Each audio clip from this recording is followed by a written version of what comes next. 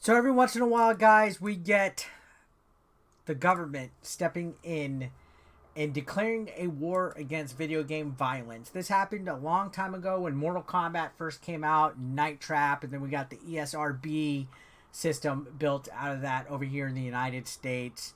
And now there's an interesting development of video games being banned in the state of Illinois right now.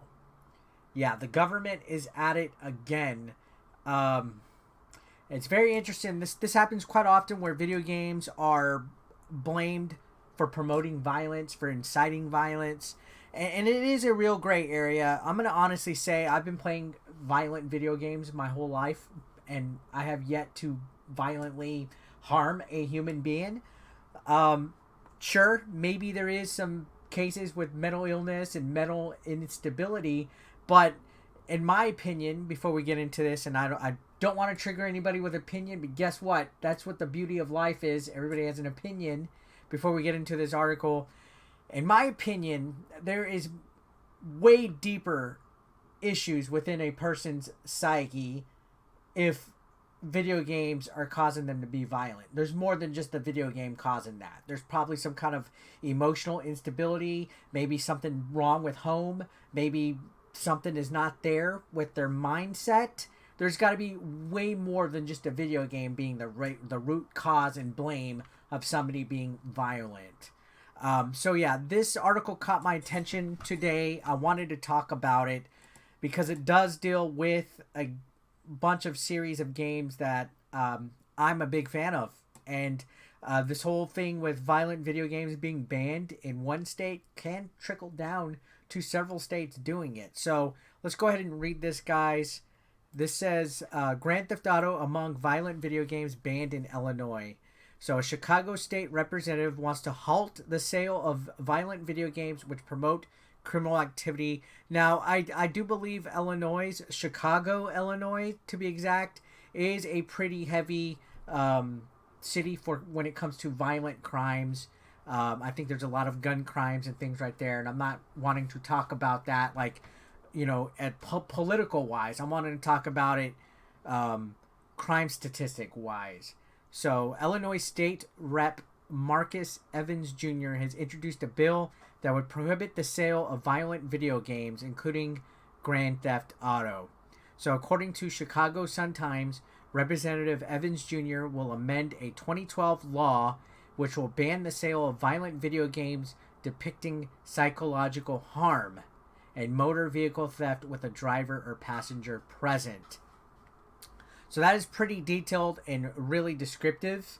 The first game that comes to mind, like this says, among the games to be banned will be titles from Rockstar Games' Grand Theft Auto franchise.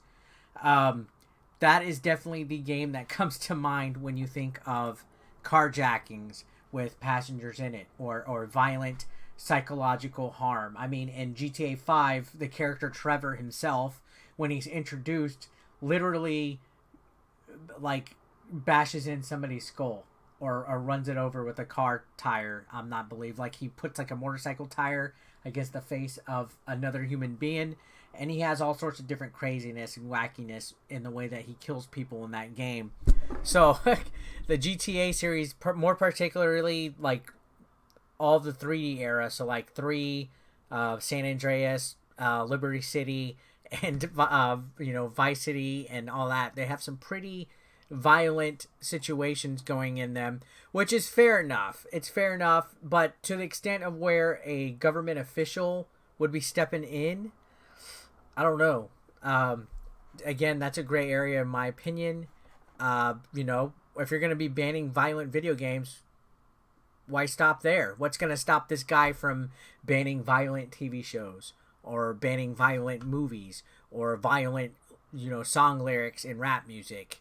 I think once you start taking away things, that's where it starts to draw a fine line in a gray area to where,